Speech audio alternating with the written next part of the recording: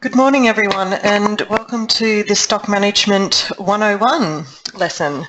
I'm going to present this lesson for you today. My name is Juliette Bender. Hopefully with this lesson that we go through today it's going to be great and interesting and everyone's going to learn lots from it. Okay, so duration of this webinar will be approximately 30 minutes. Your speakers must be turned on to hear this webinar. So my microphone is on, however everyone else's has been automatically muted for this session. The questions will be taken throughout the webinar. If you'd like to pop those questions in the chat box, I will try and stop after each slideshow, screen or each section to take a look at those questions so that they don't get carried away. So what can you expect to learn today? So the learning outcomes of today are being able to understand the relationship between supplier, company, line and a product. You'll also be familiar with the product screen, be familiar with how to add a new supplier in, also a new company and then the line, and then understand how to add a product and the levels. That would be the current, min, max and your warning levels. Okay. We'll be familiar or will become familiar with how to inactivate and reactivate items. And we'll be familiar with viewing the movement history of a product and also how to create and receive an order. At the end of that, I'm also going to show you some key stock management reports. Okay, so in shortcuts, there are 4 different tiers related to products. The first tier is the supplier. So this is who you would order your products from. So just keep in mind these tiers as well when you're creating any new item or product in your system. You must follow these tiers in terms of the setup process, which I'll show you in a second. So the second tier is the company. So this is the brand name, basically. Then you would have the third tier, which would be your line. So the lines are within the brand. So it could be shampoo, it could be treatment, that sort of thing. Then on the fourth tier or the final tier, we have your individual products. Okay, so next we're going to take a look at the actual product screen. So to access the product screen, what we need to do is go to the stock menu and select products. When you do that, you can view the companies that you stock. You can then view the product lines by expanding the company by clicking the plus sign next to it. And you can view the products by then expanding the line. If you want to view your suppliers, you need to go to the sort by drop-down menu at the bottom and select supplier. To view a list of products under a particular supplier, simply select on the plus sign again next to the supplier name and it will show you all of the products within that supplier area. To change which products we're viewing, we can just come down to the bottom left corner and select from the Show Me drop-down menu. And here we have the options to view either our retail products or professional products, or we can choose to view just all of the products, which would include all. So that's a little bit about the product screen, how to switch from the supplier to company and line view. Next, what we're going to take a look at is how you might activate or deactivate a product or bring something back as well. If you wish to inactivate an entire company or supplier, simply go to the active column. So here we can see there is an active column, okay, to the right, and uncheck the box next to the item. Okay, so here we're trying to uncheck this box here. So I could either make Dermalogica inactive by unchecking it at that level, the active checkbox, or I could deactivate the Age Smart line or the range by unchecking it at that level, and therefore any products that sit underneath that line will become inactive. Or I could then select individual products that I no longer want to stock, or maybe the company doesn't supply it anymore, and I can just untick the individual item, like so. Whenever you deactivate an item, so by unticking it being active, it will then place a grey line through it, as we can see here. American Crew is deactivated and also age reversal eye complex. Now once we move away from this screen, if down the bottom left-hand corner where you see show me again, there is an inactive checkbox there. If that checkbox is not ticked, therefore when we come back into this screen, once we refresh it, the American Crew range or company and the age reversal eye cream will no longer be visible. If you would like to make or view your products that are inactive again and maybe make them active again if you want to start stocking them, all you would need to do is tick the inactive checkbox at the bottom left and it will come back with the greyed out products that are inactive, and you can just reselect the active checkbox to make them active again. So that is activating and I suppose inactivating, deactivating our products or companies. Okay, so now I'm going to talk about adding a supplier in and then going through and adding the company and the line. So this is what you need to do to start with if you're setting up a new, I suppose, range or you're getting a new product line in. Make sure that you always do the supplier first, remembering our tier, supplier, company and line, therefore we can add the products in underneath it. So to create a new supplier, we need to select supplier from the sort by drop-down menu first. Okay, so that's down the bottom right. Then we need to select business at the top of the screen and select new.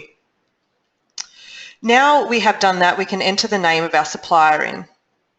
If you would like to enter more details about the supplier, click on the details button and we can add information in here such as an address, phone number and email address. This is the email address which will be used when an order is placed by email. Press done when you're finished entering in those details. To create a new company, we'll then navigate back to our company in line view. Select the business at the top of the screen again and press the new button down the bottom. Now we will enter in the company details. So first we'll enter in the name. We will then be able to choose the default supplier from our list. Select a category if this is applicable to you and enter any other details that you require or relevant in this area. Now, to create a new line, select the company that the line belongs to and then press your new button again. And then you just need to add in the name of the line. So I've got colour hold. If you would like to add a picture to a supplier or a company or even a line, simply select right-click on it and then select new picture, and that will navigate you to the image file. Select the image and press open. You can then crop or pad the image to the correct size and press done. Okay. Excellent. So that's adding in a new supplier, company and line, and then also making it a little bit prettier, adding a picture, right-clicking on it. So moving along to the next area, which is adding in our products. Okay. So to add a new product in, what we must do is go to the stock menu again and select products. So this is all done within the stock and the products screen. So we need to expand the relevant company and select the line that the product belongs to and then press new. Enter the name of the product in, and then the next thing we would do is fill in the buy and sell price of the product. Now just remember that the buy and sell price of the products generally have tax inclusive on that sell price and buy price, so make sure that you are choosing the correct buy and sell tax from the list. The current level is the quantity you currently have on hand, and then the minimum level is which level you want to stock and what you never want to fall below before it will be automatically included in an order. The maximum level is a number we aim to have after we have received an order. You can add in a warning level if this is applicable and you would like to do this. Shortcuts will display a warning at the point of sale whenever you sell a product that falls on or below the relevant warning level you've entered here. So this will remind you to place an order. You also then can add in your barcode by either scanning or typing it in, and then you can select whether this product is a retail or a professional brand or professional product. Retail products are sold to your clients, however you can also use them professionally if you need to, while products that are marked or you've marked as professional in this area are and will only be used for professional use only. Excellent. So that is now adding in a product. So once we've done that, we've now set up a supplier, we've now set up a company, we've set up our line, and we've added in a new product to the screen. Okay, so just remembering when you're doing that process, your tiers, okay? It's always the supplier, company, line, product item to the line. Great, so now I'm going to move into our product movement history. So a few of you may have already seen this particular screen or checked on this screen before, but it is really great to take a look at the product movement history. I'll also be showing you a report for this. But the movement history keeps track of changes in your product levels. So here we can definitely see several different types of movement within a product. Okay, so let's just take a look. So once you select on the product, so you drill down into the actual product, you then need to select the details of the product and select the movement history icon in the left-hand side panel. So here we can actually see the different, I suppose, movement history types in the actions column. Okay. So one could be stock take, so that's why it was moved or adjusted. We've had an order received, we've had a manual update on this product, a sale, a bundled and unbundled, and we've also had a refund of this product. So this is just showing you and tracking you what's happened with this particular product item over time.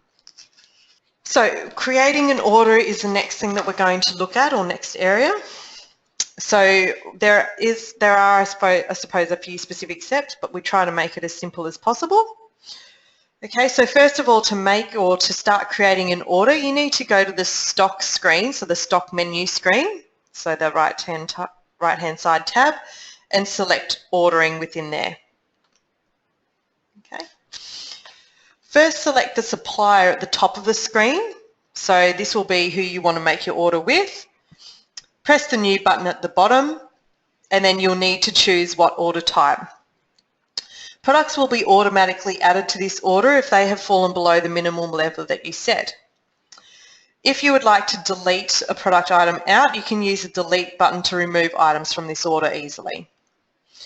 You can then also select additional products and enter the quantity you wish to order. You can also enter a line discount on an individual product if that's necessary, and if you're aware of a discount there, that could be a fixed amount or percentage. This will help you accurately calculate the price of the order. There is also an order discount that you can add by pressing the order discount button. You can also add in your freight costs if you want to, if you are aware of the freight costs, and then select save to your order if you want to come back to it later. When you're finished entering your order details, press the order button.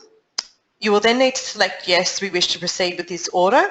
And if you have entered in an email address in the supplier details, you'll receive a message asking you if you wish to email this order. You would then choose yes if that's the way you want to order it, and then your email program would then ask you if you wish to allow shortcuts to send this email for you. So we'll choose allow on this occasion. And we recommend selecting the longest amount of time to ensure that the order is processed as well. Then select allow again, and then the email will be sent with your order attached. Okay, it will then save it underneath your outstanding orders section in here. Okay, so that is going through creating an order. The next step, once you've created an order and once the supplier has received that, is you receiving the order back in. So when we receive the order, we actually need to go back into the stock menu area, so where we are now, okay, and into the ordering screen again. So we will receive and order our products through the ordering feature.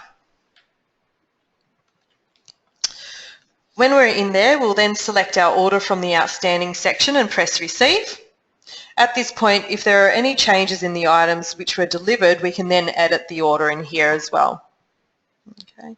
So in this example, I'm just going to choose the supplier didn't send me 5 that I ordered of this, and that I ordered only 2, or I received only 2, sorry. So I'll change the quantity to 2. A message will then appear asking if the 3 products which haven't arrived are on back order or no longer being delivered. If I say yes to back order, an additional order will be created for the back ordered items, which I'll show you in a second. And if you have an invoice number, make sure you pop that in at the top right corner and press receive. We'll then select yes, we want to proceed, and we can receive this order. Okay. So therefore it's now asking us if we want to print off the barcodes. We can select yes to that or no, and we can then see that the order has now been moved into the received section. Okay. You can also see that there is another outstanding order there for those products that I put on back order that are going to now be sent separately. Okay, so that is receiving an order. Now just remember that when you do receive an order, you do not need to go back into your product screen and update the current levels. That is the whole purpose of you receiving an order through here. It's keeping a track of your invoicing, your totals, your movement, and also is going to update your current levels in your product screen. Excellent. So now that we've gone through that, I'm going to look over some key reports with you.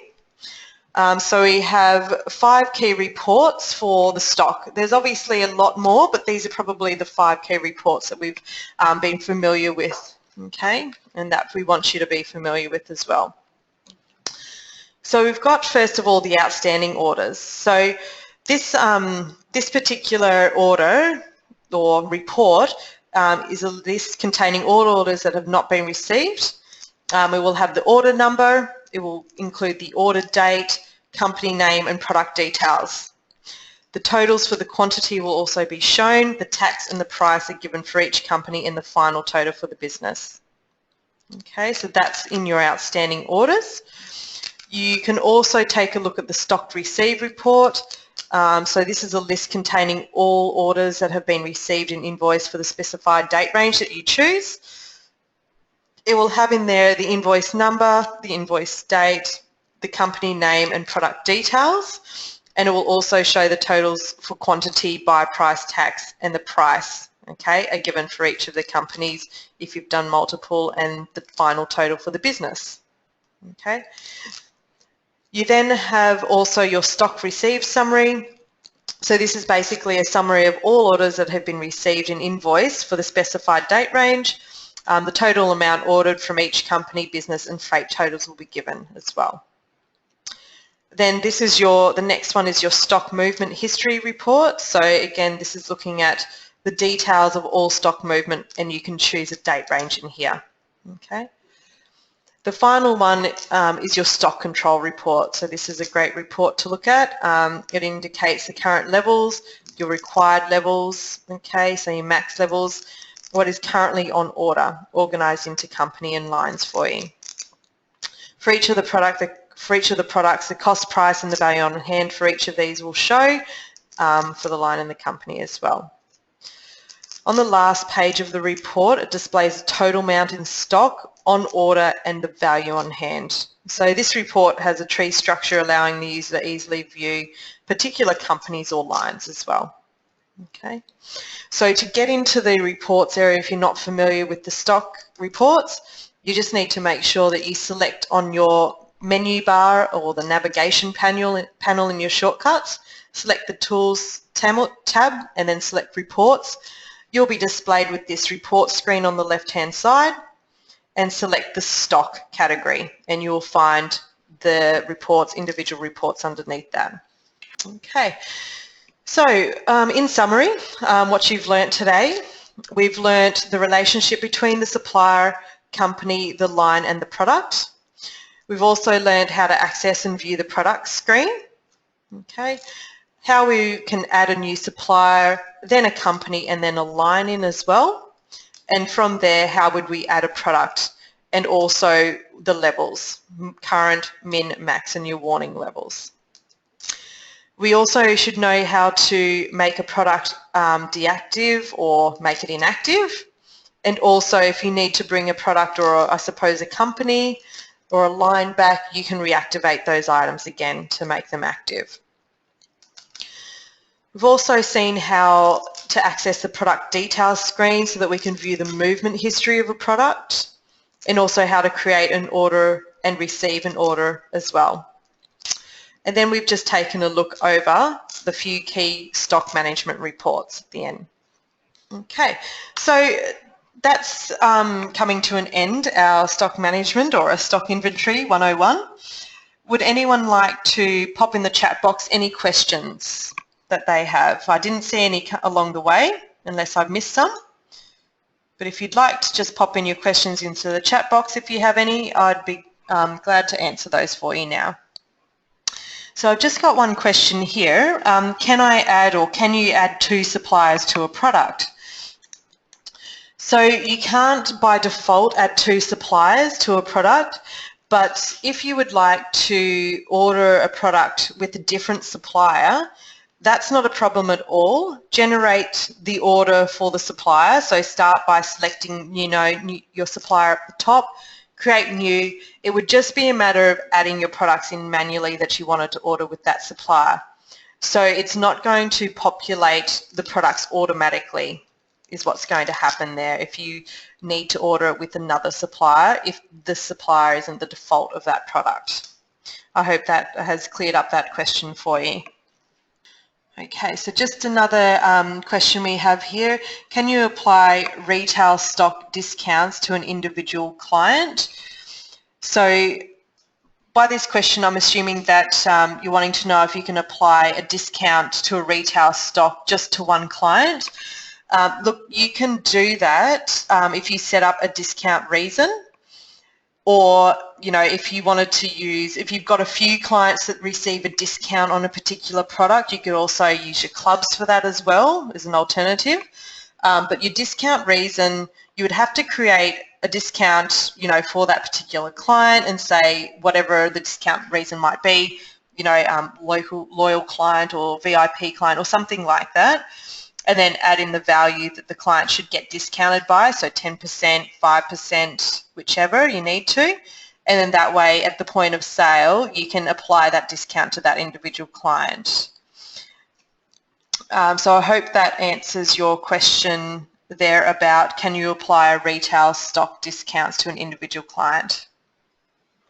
Okay, so just while anyone's thinking of any other questions for me, I'm just going to move to this new screen, which is just talking about our education videos that are now available for everyone. So if you would like to go to YouTube, we have a Shortcuts Australia YouTube channel. So as we can see, there's the link there. It's http or www.youtube.com/shortcutsoftwareoz. Just locate us. You'll find that there's a YouTube channel there that you can save as your favorites. And basically what we will upload there is this recording so that you can watch it later. We also have other recordings on stock control as well if you're interested in viewing that. So for things like, finding your way around the product stream, which is what we looked at today, we're talking about the suppliers, companies, lines, talking about stock taking. We have an inventory stock taking video as well available, bundling and unbundling products as well. So if you're not too familiar, I suppose, with the unbundling and unbundling, then you can take a look at that YouTube video as well, and also managing professional product usage. So that's a really big thing also. So make sure that you're managing the use of your professional stock. You're not just throwing them away. You must check them through the system. So take a look at that YouTube channel and find some videos on there that are previously recorded, and you can go through there and hopefully manage your stock a lot easier within your salon. I don't see that there's any others popping any questions through. So what we'll do is, for our future webinar references, you can go to shortcuts.com.au/webinars, and there you can find out what's coming up and what you can register for soon. And also, if you are not on our YouTube channel or if you haven't saved that to your favourites, you can also go to our Shortcuts webinar library. Okay, so that's at shortcuts.com.au/webinars/webinar/library. Excellent. So also what I'm showing on our screen, if you need to contact us, remember you can email us at support@shortcuts.com.au. Also you can phone us on 1300 667374, and if you do need to contact us by Facebook, you can also go to our Shortcuts Australia Facebook page. Excellent. Thank you very much everyone for your time, and look forward to catching up with maybe you all sometime later.